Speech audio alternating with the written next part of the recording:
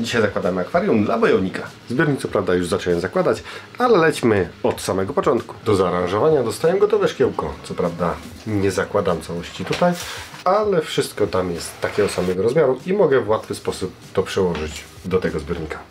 Pamiętacie te małe akwarium, które mi się rozszczelniło i miałem je przekleić? No ja też prawie o nim zapomniałem. Dlatego jeszcze szyba nie jest wklejona, ale dzięki temu z dzisiejszą aranżacją poszło mi dużo łatwiej.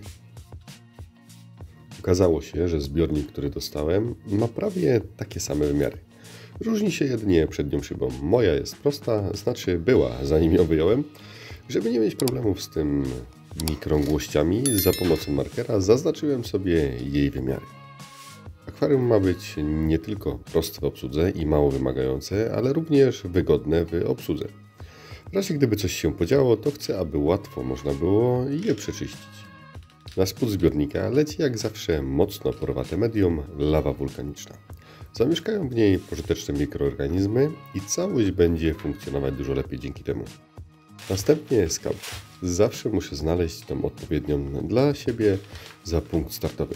W tym wypadku była to skała przypominająca urwisko. Dopiero jak ją zobaczyłem, to wiedziałem, co będę tutaj zakładać. Wcześniej jeszcze nie byłem do końca pewien. Mirek, właściciel zbiornika, powiedział, że chce tam mieć las, ale z skałami. Nie ma problemu, będzie las na skałach. Zanim jednak zacznę zabawę z lasem, muszę jeszcze wybrać więcej dekoracji skalnych. No i oczywiście je pokleić. Całość mam potem przełożyć do innego akwarium, więc musi być trwała i mocna. Czym kleję, to za chwilę.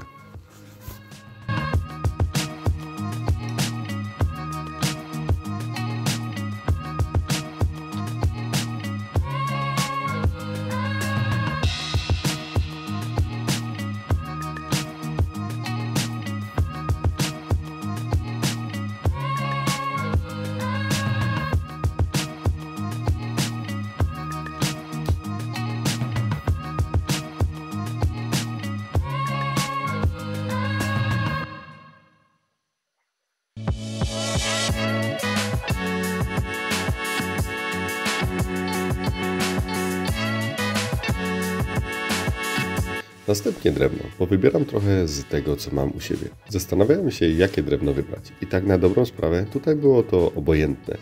Byle były tam kawałki różnej wielkości. Całe przygotowane przeze mnie drzewka są tworzone w sumie od podstaw z mojej wyobraźni. Tutaj widziałem kilka drzew właśnie na skałach. Korzenie drzew mają przeplatać widoczne kamienie, nadając całości charakteru. Ale tak, żeby to było utrzymane w zdrowym tonie. Łatwo tutaj przesadzić z doklejaniem tych kawałków. Więcej nie zawsze znaczy ładniej, czy też lepiej.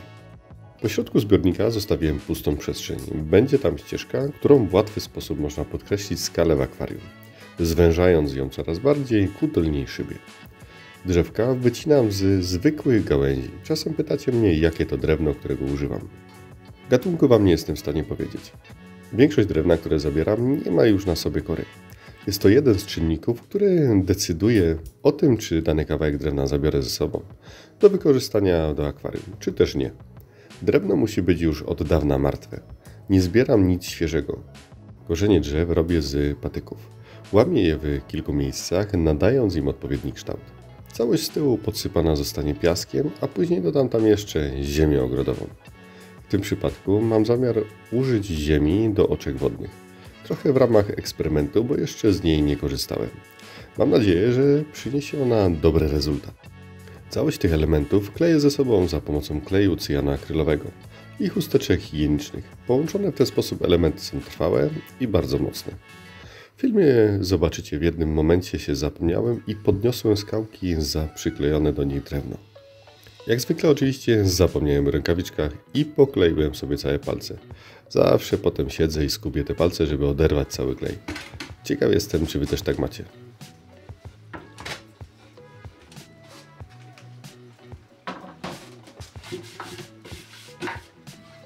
Teraz powinno być już łatwo. Mam gotową aranżację. Wystarczy ją przełożyć do tego zbiornika i mam nadzieję, że będzie wyglądało to tak, jak to sobie wyobraziłem, a nawet i lepiej, no bo teraz już lecimy na gotowo. Powiem wam, że siedząc tak i zakładając aranżację, nieraz się zapomnę. Tak jak tutaj włączyłem sobie muzykę i nawet nie wiedziałem, kiedy pogasły już wszystkie zbiorniki. dookoła. Przesiedziałem do 1 w nocy. Drugim razem zresztą również było podobnie. Jako substrat, jako tą warstwę pożywczą dla roślin, które tam zostały zasadzone, użyję tym razem ziemi do oczek wodnych. Nie odsadzam ją w żaden sposób z tych kawałków, które tutaj są, korzonków i tego wszystkiego innego. To również się przyda, to będzie się rozkładało w tym podłożu i będzie miało wpływ na działanie tego zbiornika. Ziemi daję tylko troszeczkę, trochę wystarczy, bo chcę dać tam mało wymagające rośliny. Nie chciałbym, żeby on stwarzał jakiekolwiek problemy, nie chciałbym, żeby tam pojawiły się jakieś glony. Chciałbym, żeby to akwarium było proste w utrzymaniu.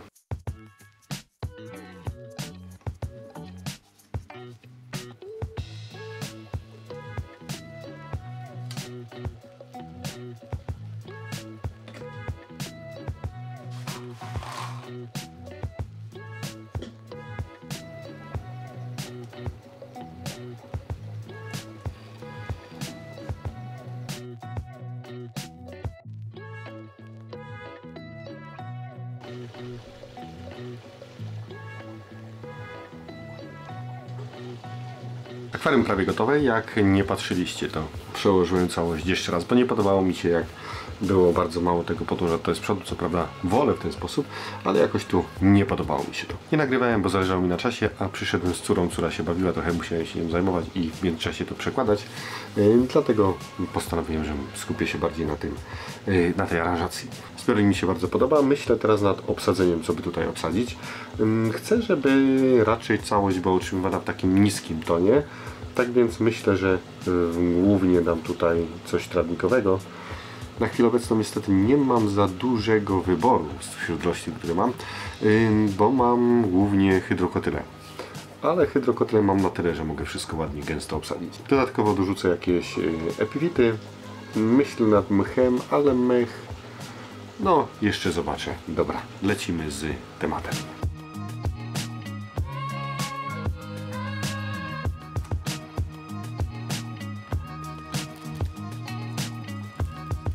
Jak sądzicie, wystarczy taka ilość hydrokotyle?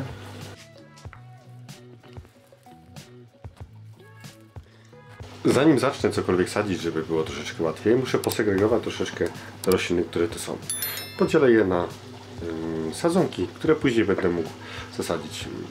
Akurat hydrokotyle jest taką rośliną, że wystarczy, że będzie jedno międzywęźle, jeden listek i się odrodzi. Nie ma dużych wymagań, idealnie się nadaje zarówno dla początkującego akwarysty, jak i dla takiego bardziej zaawansowanego.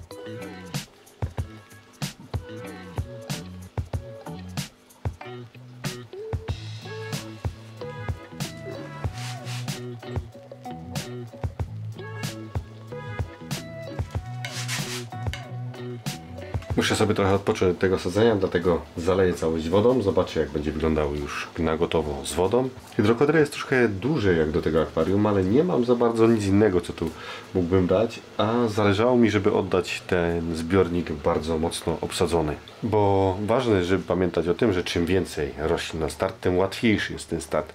Zbiornik pomaga nam w tym starcie i akwarium łatwiej łapie nam tą równowagę biologiczną, o którą jest tak nieraz ciężko i która właśnie decyduje o tym, czy odniesiemy sukces w tej naszej aranżacji, czy też nie.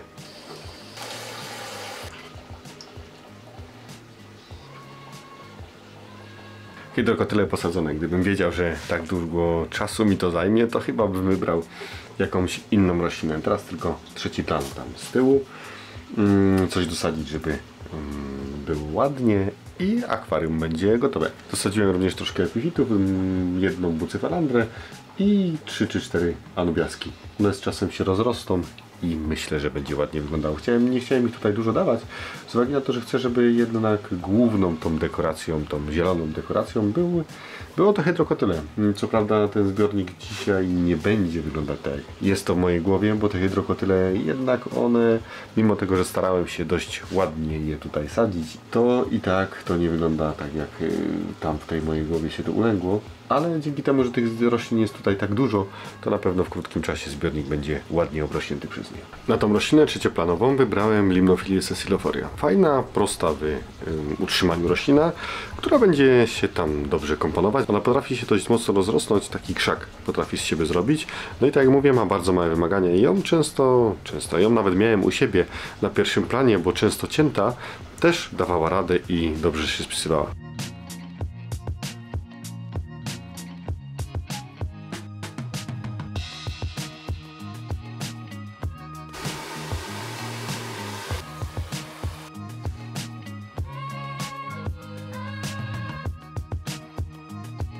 Akwarium gotowe, teraz tylko pozostaje mi zlać z niego całą wodę, tyle ile będę w stanie z niego ściągnąć, wypchać wszystko ręcznikami papierowymi, żeby zabezpieczyć te rośliny w jakiś sposób, objechać streczem, włożyć do reklamówki. Myślę, że mogę tak go włożyć do tej reklamówki, do której przyszedł, i zawieźć do Mirka. Akwarium jest w podziękowaniu dla takiego mojego dobrego kolegi, który jest taką złotą rączką. Zawsze kiedy potrzebuję pomocy, się do niego zgłoszę, to on mi tej pomocy udziela. Mam nadzieję, że zbiornik mu się spodoba i następnym razem, kiedy zgłoszę się do niego o pomoc, to równie chętnie mi pomoże jak do tej pory. A dzisiaj to tyle. Was zapraszam na mój kanał, gdzie znajdziecie wiele równie innych ciekawych, interesujących filmów akwarystycznych. Pozdrawiam, hej!